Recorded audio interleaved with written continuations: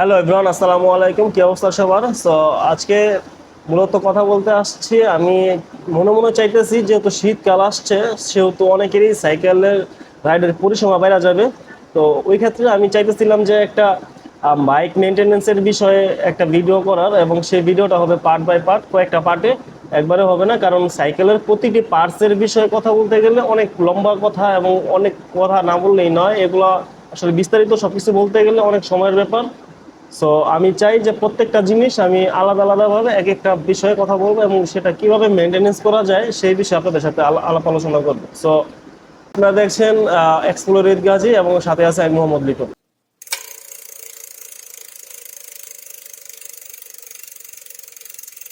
আজকের ভিডিওর main topic হচ্ছে বাইক মেনটেনেন্স। সো আমরা যারা সাইকেল চালাই বা আমাদের মধ্যে যারা বাইক রাইড করে, অনেকেই আছে যে অনেক অভিজ্ঞ, অনেক কিছু জানে, বা অনেকেই আছে যে অনেক দিন ধরে সাইকেল চালাইতেছে, বাট সাইকেলের মেনটেনেন্স কিভাবে করতে হয় সেই বিষয়ে তার কোনো ধারণা নাই, এবং কখনো চেষ্টা করে না ধারণা নেওয়ার। সো যদি আমরা এই দিক দিয়ে খেয়াল করি যে আমরা যদি একটা বাইক চালাই বা আমরা একটা সাইকেল চালাই, এবং এই সাইকেলের প্রত্যেকটা পার্টস সম্বন্ধে আমাদের ধারণা থাকা দরকার। এটা হচ্ছে আমাদের দায়িত্ব। যেহেতু আমরা সাইকেল চালাই, আমাদের প্রত্যেকটা পার্টসের বিষয়ে যদি ধারণা না থাকে, তাহলে কিন্তু আমরা দেখা যায় একটা বাইক নষ্ট হইলে বা এটা রিপেয়ার করতে গেলে আমরা মেকানিকের কাছে মানে সঠিক সমস্যাটা তুলে ধরতে পারি না। এই হচ্ছে প্রবলেম।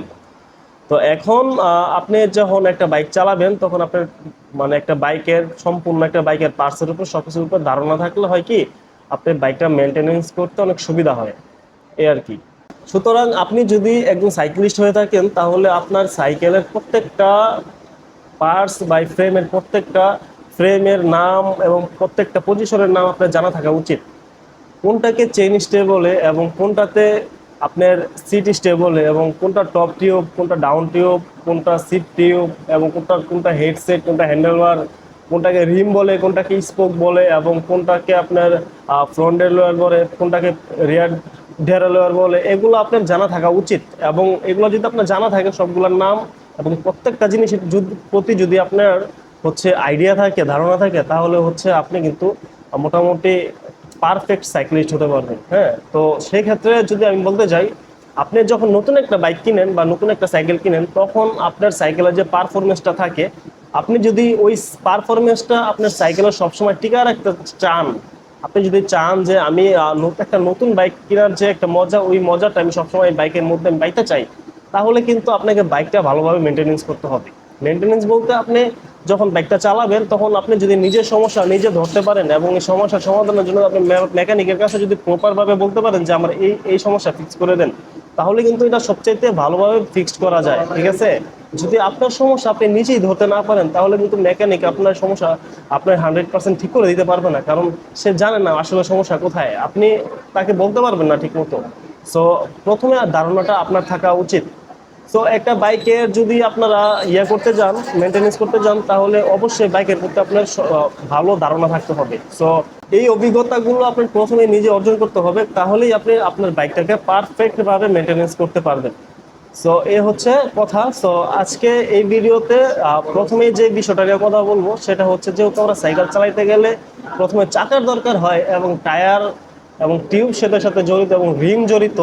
সো আজকে টায়ার, টিউব এবং রিম নিয়ে মূলত কথা বলবো। চলুন শুরু করি। তো টায়ার, একটা নতুন টায়ার যখন আপনি লাগান, টায়ারে কিন্তু কিছু খাস কাটা থাকে, এবং টিউবও যখন একটা নতুন লাগান, নতুন টিউব তো নতুনই। সো ওই টায়ারটা লিক হয় কখন? একটা নতুন টায়ার কিন্তু সহজে লিক হয় না। ঠিক আছে? আপনার ওটা একটা টেম্পার থাকে, যখন টায়ারটা ব্যবহার করতে করতে করতে করতে আপনার ওই কোম্পানি থেকে নির্দিষ্ট কিছু চিহ্ন দেওয়া থাকে, ওই চিহ্ন পর্যন্ত আপনার ওটা চালানো শেষ হয়ে যায়, তখন কিন্তু আপনার টায়ারে লিক হয় বেশি। এটা হয়তো অনেকে জানেন, বা অনেকে জানেন না। সো এই ভিডিওটা যারা দেখতেছেন, আশা করি পুরো ভিডিওটা যদি মনোযোগ দিয়ে দেখেন, আপনারা আসলে অনেক কিছু জানতে পারবেন, এবং অনেকের অনেক উপকারে আসবে এই বিষয়গুলো। সো টায়ারের এই বিষয়টা হচ্ছে, আপনি যদি টায়ার আপনার টেম্পার শেষ হওয়ার আগে যদি টায়ার চেঞ্জ করতে পারেন, এবং আবার নতুন টায়ার ইনস্টল করেন, তাহলে হচ্ছে আপনি লিকের প্যারা থেকে অনেকটাই বেঁচে যাবেন। কারণ হচ্ছে আপনার ভালো একটা টায়ারে লিক কম হয় তুলনামূলক। মানে পুরাতন টায়ারের চাইতে। তারপর হচ্ছে টিউব, তো যারা অনেকে আছে যে একবার লিক হলে টিউব, ওই লিকওয়ালা টিউব আর চালায় না, নেক্সট নতুন টিউব ইউজ করে। সো আপনি প্যাচ কিট দিয়ে টিউব লিক সেরা চালাইতে পারেন, এটা সমস্যা নেই, কিন্তু ওইখানে আবার লিক হওয়ার চান্স থাকে বেশি। এ হচ্ছে টায়ার টিউব, এই মেনটেনেন্স যদি একটু খেয়াল রাখেন তাইলে কিন্তু হয়। আর হচ্ছে আপনার রিমের বিষয়টা, রিমের বিষয়ে আসলে অনেক কিছু বলার আছে, সো আমি শর্টকাটে কয়েকটা কথা বলি।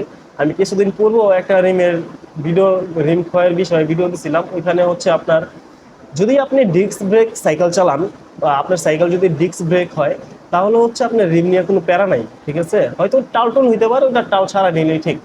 বাট যদি আপনার রিমটা বি ব্রেক হয় বা আপনার ব্রেক হয়, যে ওই রিম ব্রেক হয়, তাহলে কিন্তু ওইটার ব্যাপার স্যাপার আছে। আপনার প্রত্যেকটা বি ব্রেক বা রিম ব্রেকের মধ্যে খাঁজ কাটা থাকে, এবং হচ্ছে ওই রিম ব্রেকের মাঝখানে কিছুটা রিমের মধ্যে ফুটা দেওয়া থাকে।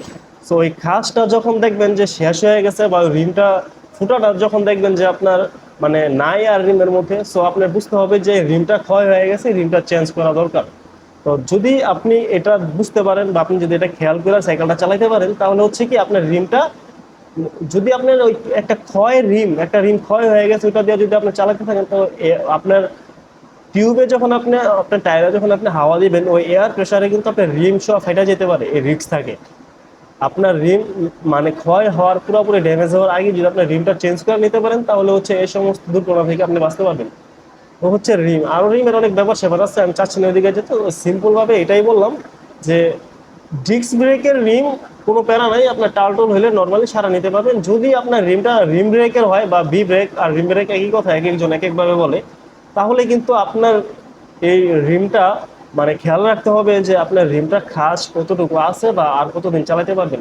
একটা রিম নর্মালি আপনার, আর নর্মাল রিমগুলা 20-25 হাজার বা 30 হাজার কিলো চালানোর পর ওইগুলা চালানোর মতো যোগ্যতা থাকে না, ওইগুলো ক্ষয় হয়ে যায়। সো একটু খেয়াল রাখবেন, তাহলেই হবে।